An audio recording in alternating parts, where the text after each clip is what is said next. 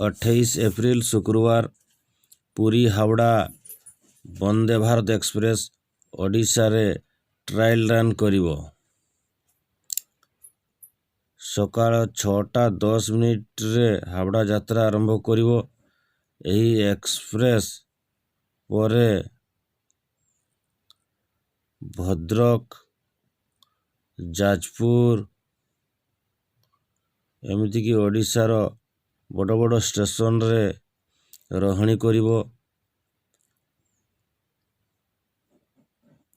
ଅପରାହ୍ନ 12:35ରେ ପୁରୀ ପହଞ୍ଚିବ ଏବଂ ଅପରାହ୍ନ 1:50ରେ ପୁରୀରୁ ହାୱଡ଼ା ଅଭିମୁଖେ ଯାତ୍ରା କରିବ ରେଳ ବିଭାଗ ପକ୍ଷରୁ କୁହାଯାଇଛି।